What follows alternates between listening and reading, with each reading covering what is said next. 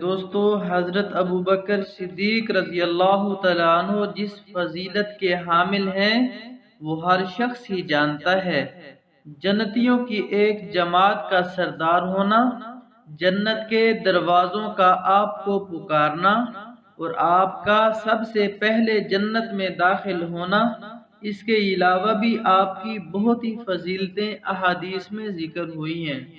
لیکن اس سب کے باوجود آپ کے خوف الہی کا یہ عالم تھا کہ کبھی فرماتے کہ کاش میں کوئی گھاس ہوتا کہ چوپائے اس کو کھا لیتے، کبھی یہ تمنا فرماتے کہ میں کسی مومن کے بدن کا بال ہوتا۔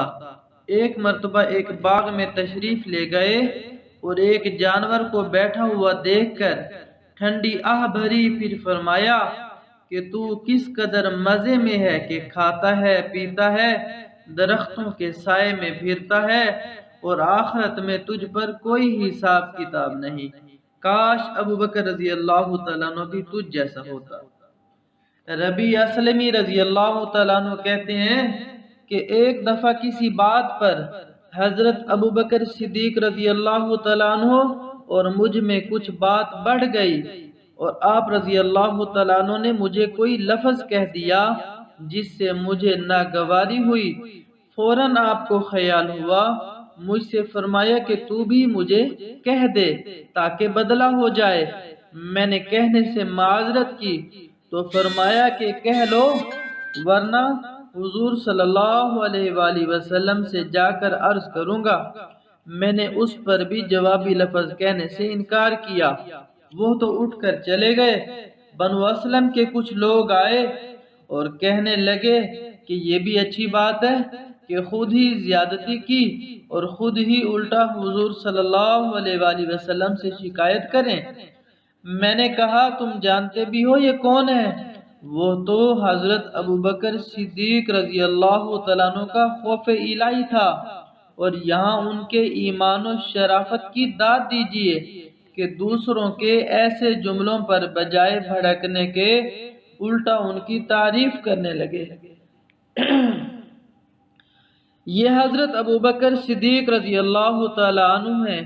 اگر یہ خفا ہو گئے تو اللہ کے لاڈلے رسول صلی اللہ علیہ وآلہ وسلم مجھ سے خفا ہو جائیں گے اور آپ علیہ السلام کی ناراضگی سے اللہ جل جلالہ ناراض ہو جائیں گے، تو اس کے بعد میری ہلاکت میں کیا شک ہے؟ یہ صحابی رضی اللہ تعالیٰ عنہ فرماتے ہیں کہ میں حضور صلی اللہ علیہ وآلہ وسلم کی خدمت میں حاضر ہوا اور سارا واقعہ عرض کر دیا۔ آپ صلی اللہ علیہ وآلہ وسلم نے فرمایا کہ ٹھیک ہے، تمہیں بدلے میں کہنا نہیں چاہیے، البتہ اس کی جگہ یوں کہو، اے ابوبکر رضی اللہ تعالیٰ عنہ، اللہ آپ سے درگزر فرما دے۔ سبحان اللہ، سبحان اللہ۔ اے ابوبکر رضی اللہ تعالیٰ عنہ، اللہ آپ سے درگزر فرما دیں۔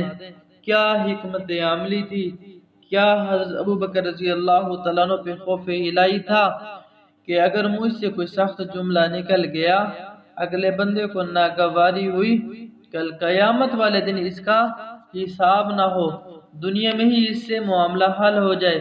اسے کہہ دیں کہ مجھے بھی وہ لفظ کہہ دے۔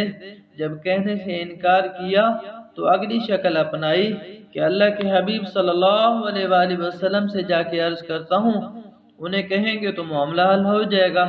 تو میرے دوستو، ہم بھی اپنی عبادات پہ توجہ بڑھائیں، ذکر تسبیح اعمال پہ اپنی توجہ بڑھائیں، کچھ اللہ سے راز و نیاز، کچھ عبادات میں توجہ اور دھیان، کبھی رونا، کبھی گڑ گڑانا، کبھی اللہ کو منانا۔